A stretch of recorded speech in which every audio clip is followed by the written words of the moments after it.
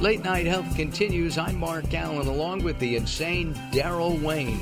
And we are here this hour. We're going to spend some time talking about gut health. That's in about 30 minutes from now. We're going to talk about being an expectant parent, especially an expectant father, here during the next 20 minutes or so. We're going to be speaking with Armin Brott. He is the author of The Expectant Father, the 4th edition. It is a New York Times best-selling book, and we're glad to have him on here on the show. Armin, how many kids do you have? I have 3. Oh, my. Some of them are very old. They're in their 20s, but there's a teenager still, so she's still a kid. Listen, they're kids until they're 36. I've made that determination. They don't think so, but I do.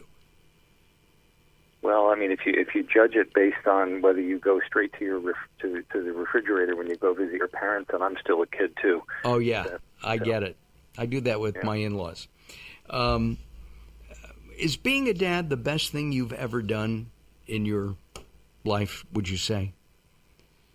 You know, it sounds like a cliche to put it that way, but I think it really is, because it's the thing that I think has probably made me develop more as a person, and has given me direction in a way that my education and job skills never really could. It's something that continues to require different levels of thinking and personal growth and development. I mean, it really, I think absolutely overall, as far as an all-consuming, life-changing kind of a thing, yes, no question about it. As much as I enjoy talking to you and Daryl and hosting all the interviews over the years and producing all the videos and TV shows that I have hosted, produced, written, the 2 best productions I've ever done are my daughter and my son. Period. End of story.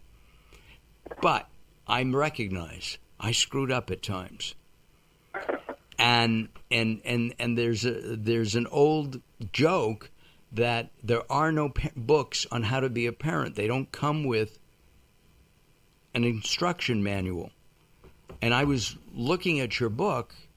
I've got one for you guys. Here it is, The Expectant Father's Ultimate Guide for Dads to Be. It really lays it all out. Yeah, that's why I wrote it, really, and that's why I wrote the rest of the books in the series. There's a book on the first year and the toddler years, and there's one for single fathers and one for dads in the military. It was really based on the fact that when my then wife was going through the first pregnancy, and after the baby started showing up, there was nothing out there for me. There were no articles, there were no classes.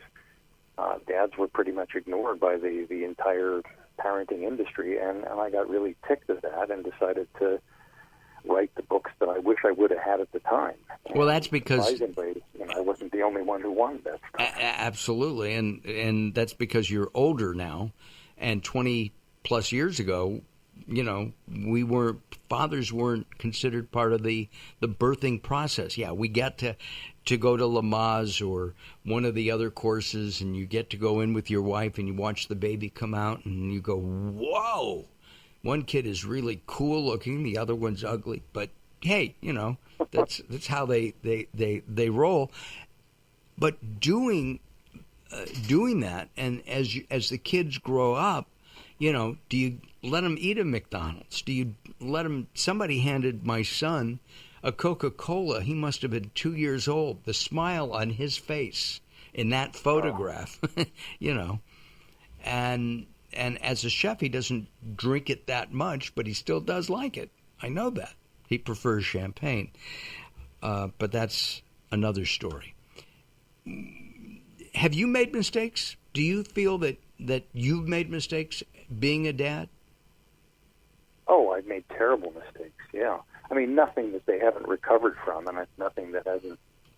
I joke with the kids, and my daughter keeps throwing this back in my face, nothing that hasn't put hair on their chest, although they're all 3 girls, so they don't want hair on their chest anyway. But, I just think, the mistakes that I made, the old Johnny Cash song, the boy named Sue. It wasn't that bad. But there were things I actually had with my middle daughter, who was a very theatrical, a wonderful actress and singer, and after she did an amazing performance when she was about 10 years old, just this show-stopping thing, there was a cast party afterwards, and I went up to her, and I was so proud of her, and I said, you were absolutely amazing. We really need to get you some voice lessons. Oh, no. And what I meant by that, you know what I meant by that as a dad. It was like, oh, my God, you could be so big. Well, let's get you to the next level. And she took that as a horrible insult. And I didn't realize until several years later how the big disconnect there. But, the little things that you say in the most well-meaning way. But you do that with we do that with our wives, our girlfriends, our friends all the time. It's part of being human. I think there's also, I'm relatively tall, and there were a few times, I'm embarrassed to say that it wasn't just once, but, a few times when I had one of my kids on my shoulders, and, she smacked her head on the doorway when I went through. Things like that you do that I think the mistakes we make for the most part are never malicious. We have the best of intentions, but stuff happens. It's part of life. And fortunately, kids are really resilient little creatures. They are. And of course, guys tend to be kids all their lives. It's just, I've just come to understand that guys are still boys. We like action adventure movies. We like watching Bruce Willis and Sylvester Stallone. And there's just, nothing you can do to get out of that. What is the number one thing that you would recommend an expectant father to do? To say to his wife or girlfriend, honey, finish the sentence. I'm going to come with you to every single doctor visit. Liar. Well, I think it's a goal. It's a goal because really and truly, I've done a lot of research on this and interviewed everybody else who's done research, and the reality of it is that the earlier dads get involved, the more they'll be involved, and there's no time that's earlier than the pregnancy. And going to those doctor visits, even when the doctor says, hey, to the wife, hey, how you doing? And she sits up on the table and nothing happens. But when you go and you start asking the questions and you start thinking about how this is affecting you, and you start thinking about, oh, my life's going to change, and what am I going to do in this situation, and can we afford this, and what kind of dad am I going to be? You start thinking about that stuff early, then you're going to be much more prepared for when it happens. Because a lot of guys, the reality of the pregnancy doesn't really even hit them until they see that baby coming out. They hold baby in their hands, and then you say, oh, whoa, wait, we're having a baby here? Oh, my God, this is not what I expected. This is life-changing. I remember clearly when the doctor said, Mark, you want to hold her? I clearly remember holding both of my kids. And my wife pointed out the other day, I held them before she got to hold them. Yeah. And you love this little bundle of stuff, and you just do, and you want the best for them. What about wanting the best for them? In today's society, you have to plan. You're pregnant, okay? You and your wife are pregnant. Armin, you have a background in the military. You were in the Marines. I was. Yeah. And so you're thinking, well, if it's a boy, if you don't know, I want him to go to West Point, and I want him to be in the Marines, and I'm and it's like buying a 6-month-old baby a bicycle. You want the best for your kids. What advice would you give to an expectant father to say, hey, let's be realistic? He may or may not go to West Point or where, I don't know where the Marine college is. Yeah, you can do it through officer candidate school or in a couple different ways. But I think that the biggest thing is, and I think about this with the Expectant Father, but also with all sorts of products and services and gizmos that people sell that are guaranteed to give you a taller, smarter, more beautiful baby, with all these claims that they make. I think the thing is, keep your expectations reasonable, have fun with it, and expose your child to as many things as possible, and take your cues from the kid. You can force them to do things, and then they'll hate you for it later. Or you can force them to do things, and then they won't do it as well as you think, and then you'll be disappointed. And, do you want to have your kids growing up as a disappointment to dad? Probably not. And right. So if you keep it reasonable and you think, this is their childhood, it's not my childhood.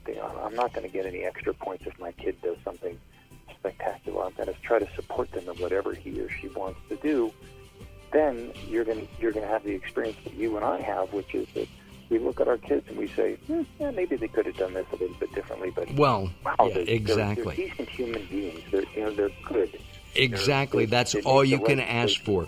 Our guest is Armin Brott. He is the author of The Expectant Father, The Ultimate Guide for Dads to Be. We're going to take some time out. We'll be back with Armin in just a couple of moments. As Late Night Health continues, we'll have Armin's picture and cover of the book and links to his websites, radio program, all up at latenighthealth.com. All right, don't go away. We'll be back.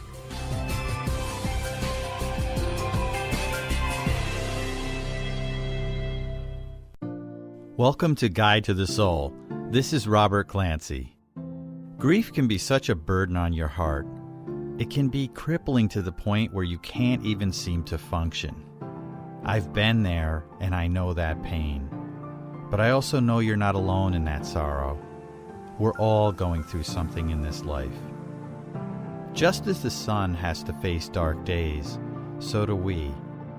But the sun also has to shine again. Letting go of grief is not about letting go of your loved one. It's about making room in your heart for the love that you hold for them. If you have great grief, then you must have a very big heart too. It's time to fill your heart with that love and share it with everyone.